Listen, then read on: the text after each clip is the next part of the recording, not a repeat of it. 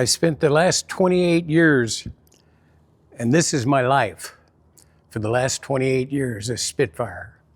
I retired from the airlines in 1996, and I thought, what am I going to do? But I always loved a Spitfire. In 1990, a friend of mine, we went to the Battle of Britain reunion in England. And we went to this airfield and they had all the fighters there, and there was a Spitfire there, and I was taking pictures of it. And I told John, I said, John, I'm going to build one of these. And that was in 1990. And so when I retired, I thought, I'm going to build a Spitfire. I didn't really know how, but I found a guy that can build anything. And he's just an incredible person. And a good buddy of mine, Jim Gome, introduced me to him. And his name is Vern Goodsell. And Vern is a guy about this tall. I call him a little Tasmanian devil. And we gave him a call sign of Merlin. Merlin the Magnificent, the magician. And he's not an A&E, but he used to be a car mechanic, and he bought a little airplane, started working on this airplane. And he's just a guy that can do anything. So I got to know him, and I liked him right off the bat. And I went up to Sisters, Oregon to see him. And I said, Vern, I want to build a Spitfire, a full-scale Mark 9 replica, and I know where there's plans for this airplane. And he says, yeah, really? And I said, I don't know how long it's going to take, and I don't know if I can afford it, but I want to try. I want to start. And he said, go for it, go for it. So I bought the plans. I went to France to meet a guy named Marcel Jerka. He just said, I want to put out plans for a Spitfire, an FW-190, and an ME-109. And he started these plans, and he went to the Air Museum, and he started measuring, and I've got pictures of him measuring the wings and the span and the airfoil and the sides of the fuselage. Every foot he'd have a plan for the. And so I went there and I looked at the plans, and I still have them. They're about that thick, and it's just massive plans, a lot of plans. And I'm looking at this stuff going, God, maybe I've bitten off too much. But Vern, he looked at him and said, wow, let's go, let's do it. So I bought the plans. I took them up to Vern, and he started building the fuselage up there. And I have pictures of everything. I've got two books over there on the table that are the 8 years of building this airplane. And we started in 1996. And I retired from the airline, so I'd kind of live in his place and come down here and mess around and back and forth. And we started building it. And he built the fuselage first, and I went up there and worked with him. And he built the airplane, I helped him. And he always kind of smiles when I say that. Oh, Bob, you know. So anyhow, we just started building it, and that's all we did for 8 years. And we worked together for 8 years, and we're still the best of friends. We never got any arguments, any discussions, anything. I mean, I'd tell Vern, I'd say, Vern, what about maybe doing it this way? Why didn't I think of that? And, yeah, we'll do it that way. And that's the kind of guy he was. He wasn't a guy that says, I know everything, don't tell me how to do this stuff. And that's why we got along so good. Because actually, once in a while, I'd have a good idea. And, but this airplane is just, like I say, it's been my life for 28 years. And it's always been inside. I've been flying it since '04. This is the first time I flew it, in 2004. And the last time I flew it was the first part of 2023, last year. And I'm not flying it anymore. I've got 465 hours in this airplane. I'm the only one that's ever flown it. And look at it, it's got 465 hours on this thing. It looks like it just came out of the factory. And it's a one-piece wooden wing, a tubular fuselage, and a wooden tail. And the tubular fuselage is covered with 032 aluminum, and the bulkheads and all this stuff. And it is just I think I've got the plans, and I think they're all in French. And I think the G rating was 8 positive and 6 negative, which is unheard of, I think. But there's a picture of it on the wall here, flying with a P-38 and a P-51 at the Planes of Fame Air Museum. Marcel said, okay, here's all the plans, but firewall forward is up to you. There's no engine mount drawings, there's no nothing. So Vern and I designed an engine mount that is just spectacular. Like I say, there's close to 500 hours on this airplane, and it looks brand new. And it's an Allison V12, a little under 1,400 horsepower. And most Allisons had Curtiss electric propellers, P-38s, P-40s, P-39s, and I thought, and all Mark 9 Spitfires had 4-bladed propellers. And I thought, God, I can't afford those. Curtiss electrics were really expensive. You know, and that was in 1999. And so I found a guy in Texas that had a Yak with an Allison. And I called him up and he says, I've got a hydromatic propeller.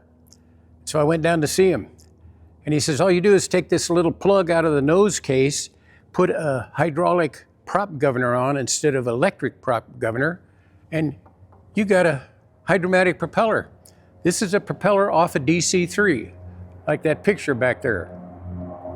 It's 11 feet, 6 inches long diameter, and it's just unbelievable.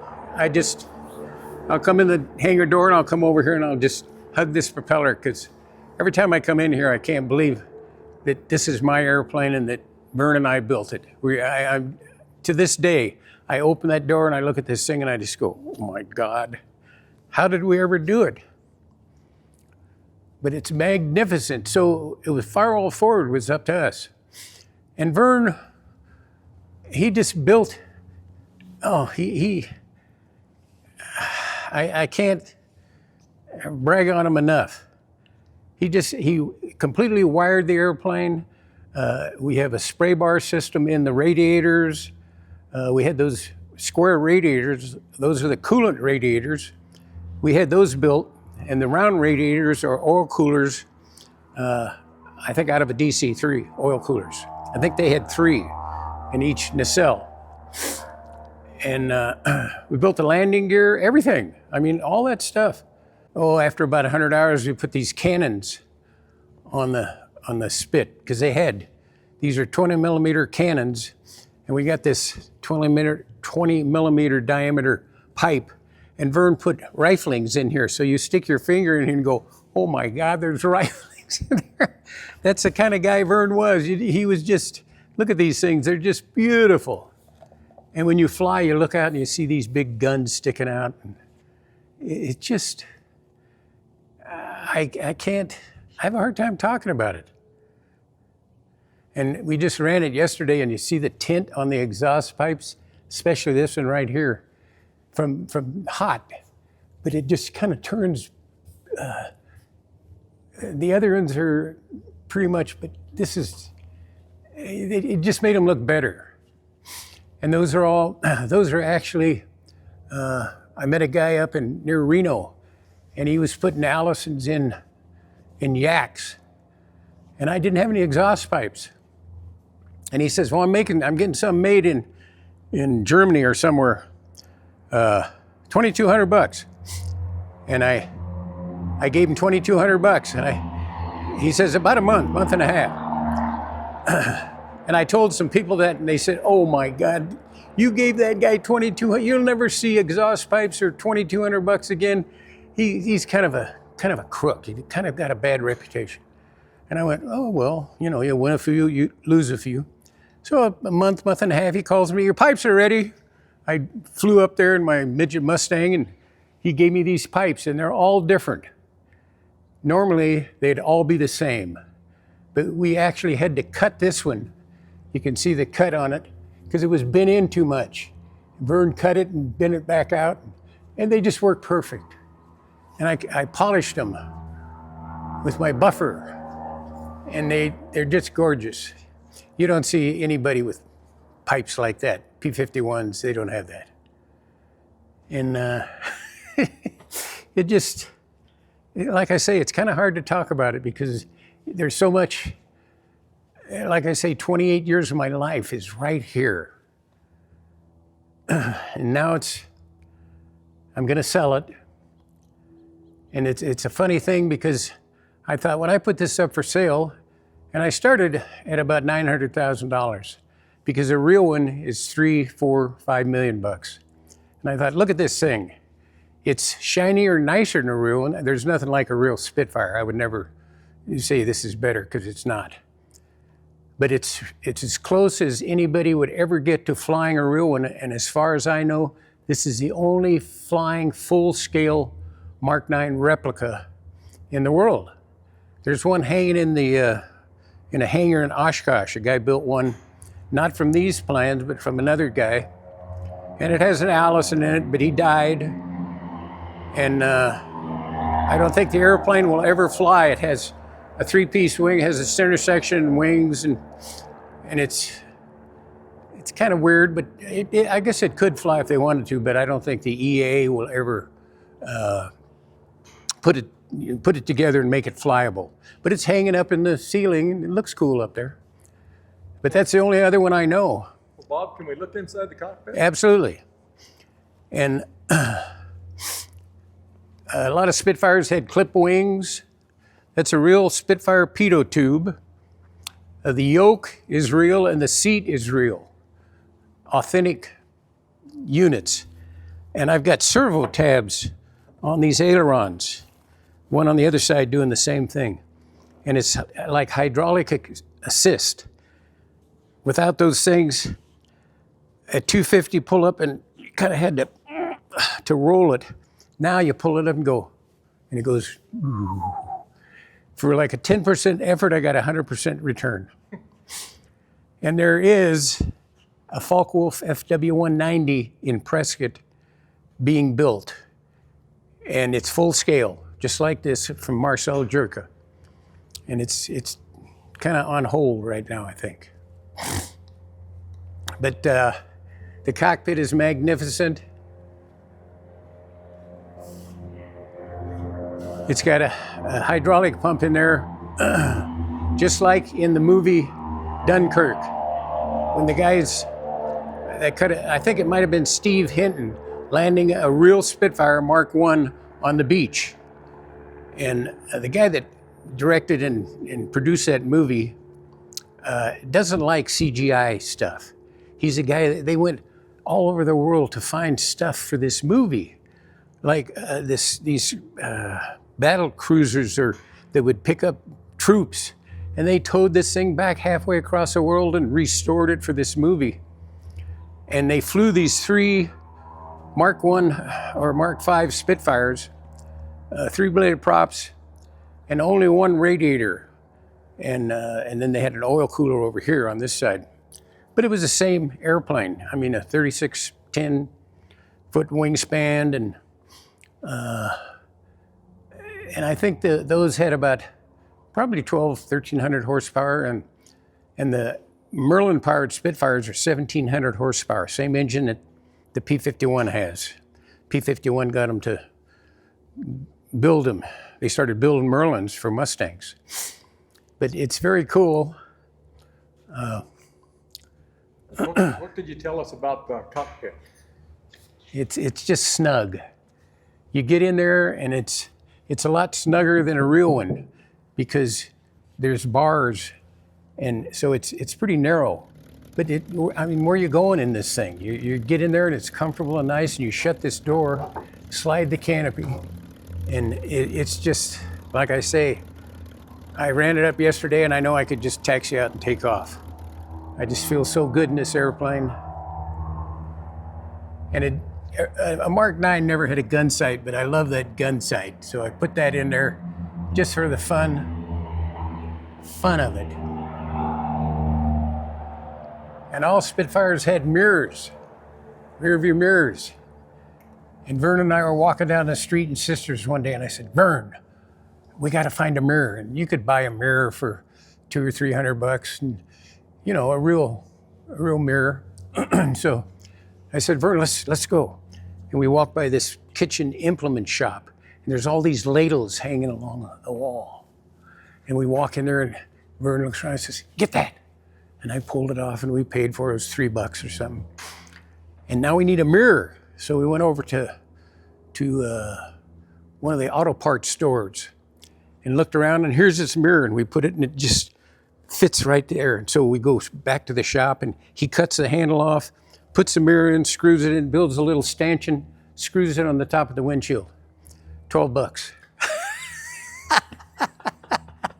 I told that story when I took this thing to Oshkosh in 2015, and I sat in the cockpit, or there's a gal sitting in the cockpit, and I told that story when the guy was filming it, and I've had people come up and say, we love your mirror story. It was so much fun. And I've had it all over the United States. I airshowed it for 10 years, been to Oshkosh, been to Abbotsford, British Columbia, flew in a big air show up there, and they told me when I was getting ready to leave, we're not letting you leave. We haven't had a Spitfire in their show for 5 years, and we love yours, and we're not letting you leave. And they all laughed like crazy, but they loved it, and I was flying with all kind of fun airplanes, Bearcats and F-8Fs and all kind of, or F-7Fs, twin engine job. And this is a two-place airplane. I can take people for rides back here. I've taken about 10 people. And we kind of had to mess around figuring out there's a gas tank here, 45-gallon fuel tank, and there's 60 gallons in the front. So I've got about, I can go 300 miles. That's about my distance, and then I got about 20 minutes left, and I want to be over the airport. But this thing is so good because you take this panel out back here, and then I have cushions built that go up and over the gas tank. So you get in this thing on your knees, and your feet are sticking into the aft section, and you work your way up here, and your head's right up here.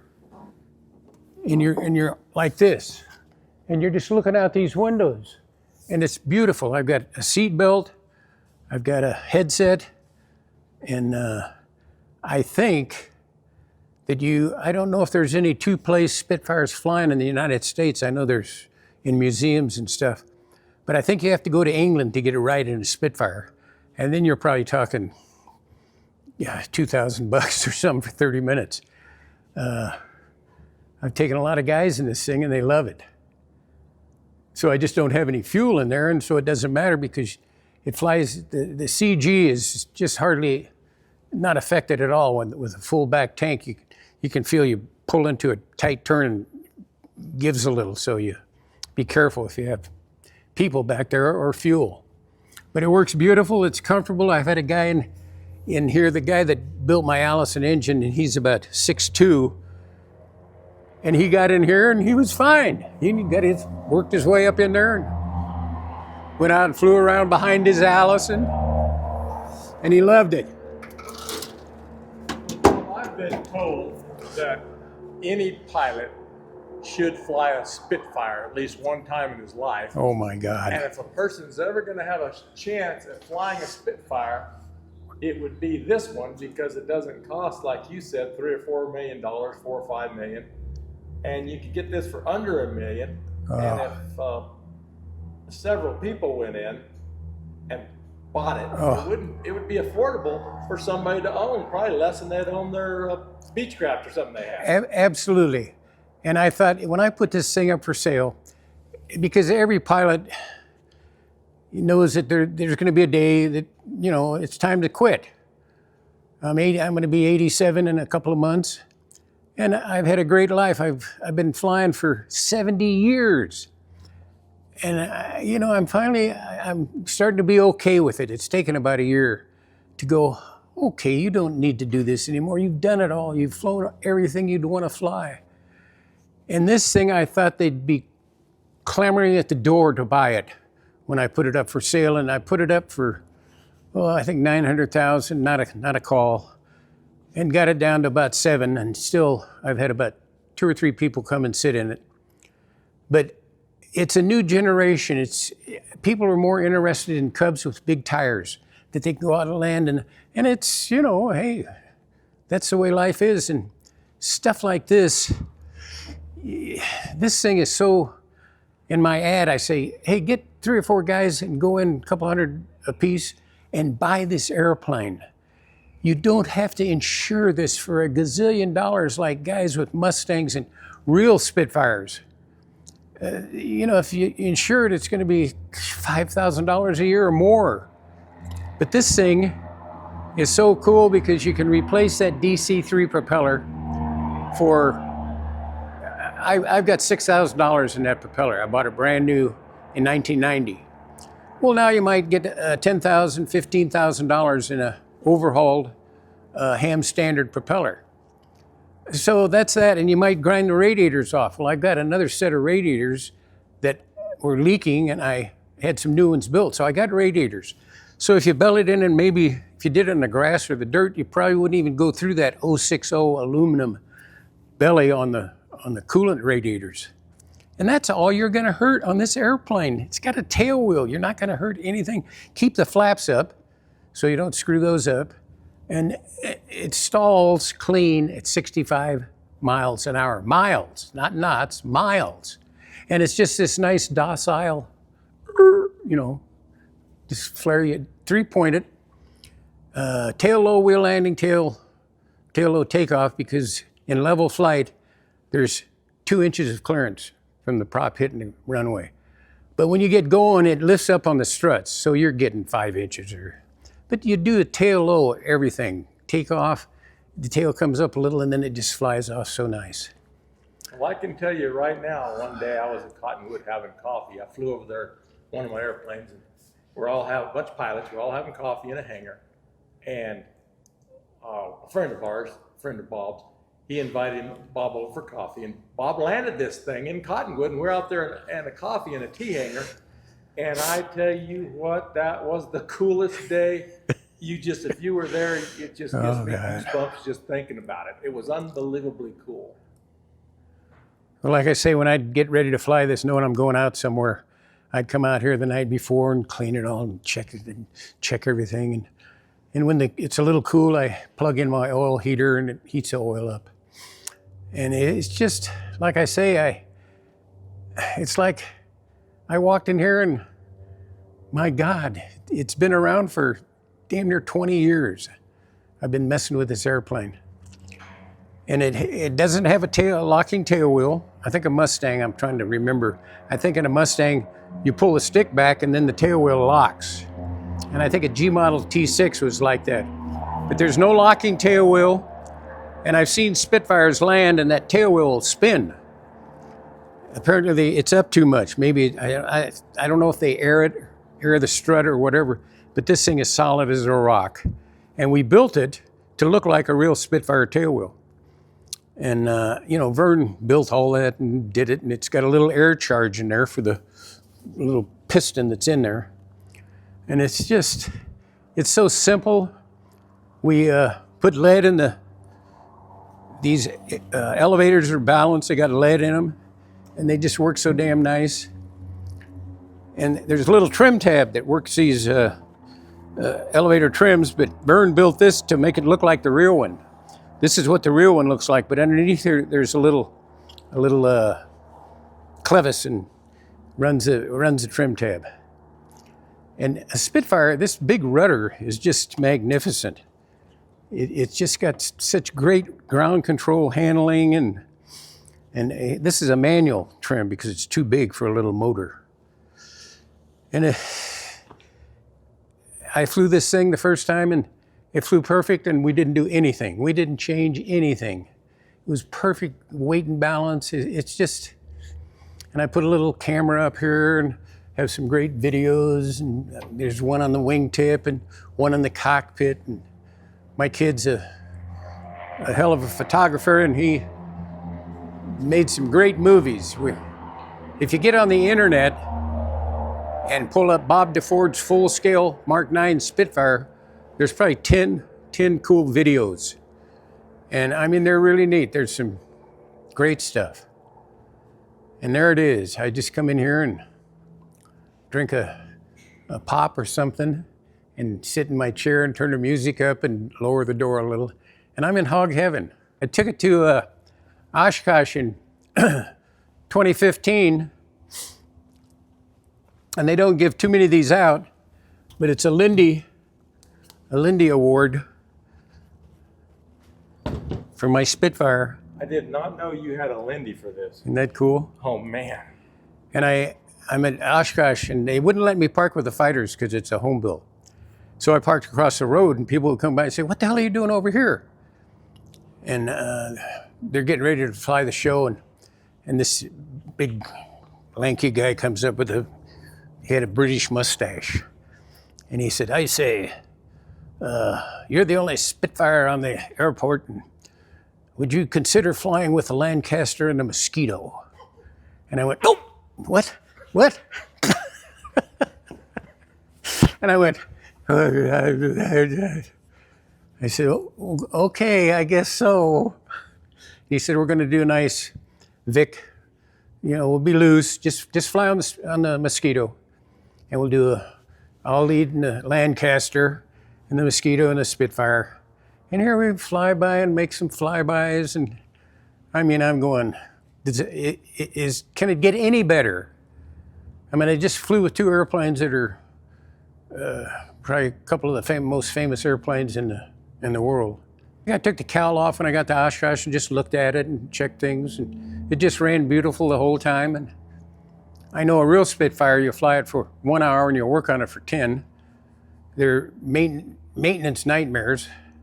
The Merlin it's a great engine, but you might adjust the valves in 200 hours on a Allison. My Allison guy says, "Yeah, And a Merlin, I think it's 30 hours or 50 hours, and it's very important. A Merlin's and it's a 1,700 horsepower engine, which, you can't. And it took the whole RAF to maintain that thing, maintain a Spitfire, where it just takes Bob Deford to maintain this.